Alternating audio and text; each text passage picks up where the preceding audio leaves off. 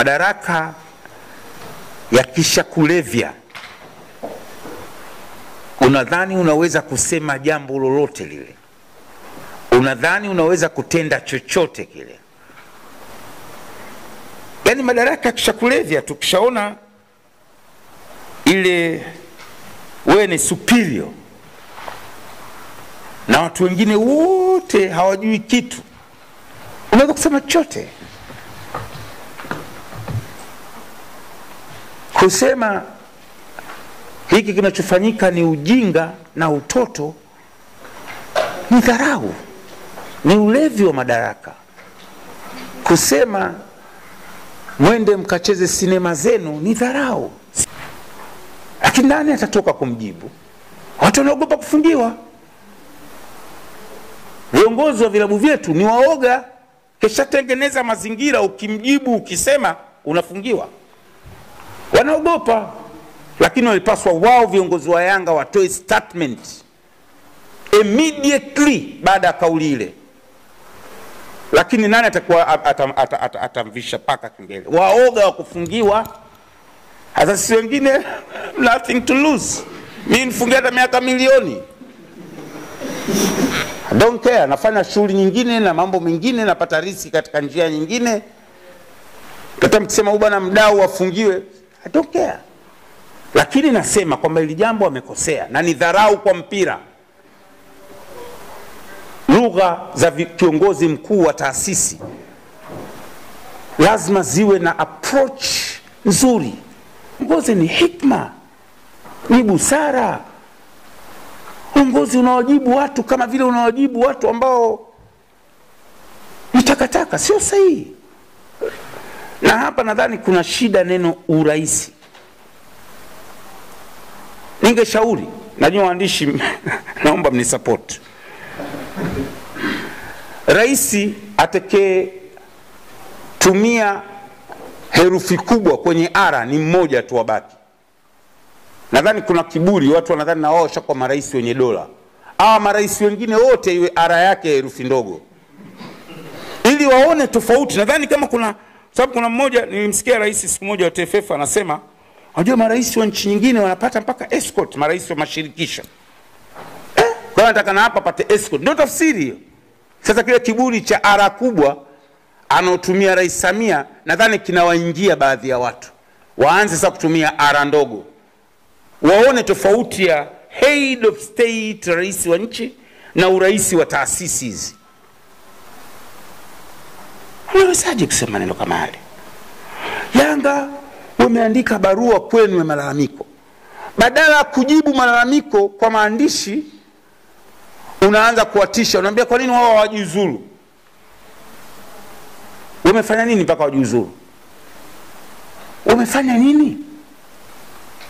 Lakini nani atasema?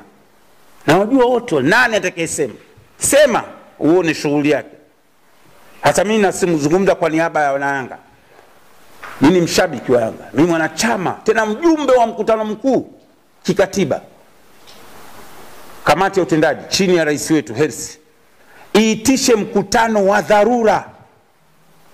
Mkutano mkuu wa dharura. Agenda iwe moja tu, kujadili sakata, na tutoe maazimio ya mkutano mkuu. Hatwendi kucheza mechi ya marudiano. Azimio namba 1, mengine yatafuata. Kwa ubabe wa aina hii tutoke na azimio. Manake msiingie nye kina Hersi na kamati ya utendaji. Maana juzi washampiga mkwala Arafati, msemaji wetu naye kishapigwa mkwala, sasa hivi naye pembeni. Sasa ili msiingie nyinyi kwenye hiyo mkwala, tuachie, tuleteni sisi mkutano mkuu wa wanachama wa dharura. Ibara 22 ya katiba yetu inaruhusu mkutano mkuu wa dharura wa wanachama. Semeni, toeni notice ya siku 14, siku 7, tukutane. Tuje na azimio. Yanga ni kubwa. Yanga ni kubwa. Haiwezekani rais wa TFF unakaa unashutumu viongozi wetu tumekaa kimya. Na kinachoogopesha ni kufungiana tu. Huwezi kukaa milele katika nafasi hizi ndugu zangu. Huwezi kuwa rais wa taasisi yoyote, wa nchi yoyote, ukakaa milele.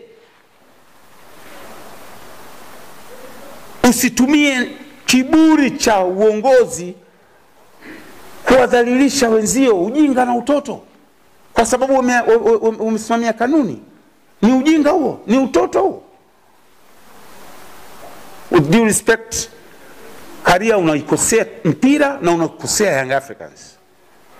Na hawa viongozi wa Yanga najua hawawezi kukwambia kwa sababu utawafungia. Mimi nakwambia umewakosea watu wa mpira, umewakosea Young Africans, na katika jambo hili omba radhi kwa kufuta kauli zako za jana. Yes. Hata niandishi hapa mtabalance, mtaedit. Sitaki muedit. Narudia. Hamna kuedit, nimesema very clear. Maana msije mkaedit. Msitaki kuedit. Sijamtukana mtu hapa. Nimeongea straight.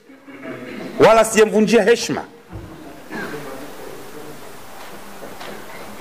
Tusione madaraka haya tutakaa nayo milele. Haya ni sehemu tu ya kupita. Kiburi cha umaarufu wetu kisitupe sababu ya kudharau wengine. Yanga wameandika official letter kwenu, badala ya kushughulikia kujibu mnawatisha. Unakwenda kwenye media unawatisha. Maona nyinyi juzi walimposti hapo pongezi za kuchaguliwa kwa mjumbe wa kamati ya utendaji. Immediately nilisoma zile comment pale, subhanallah.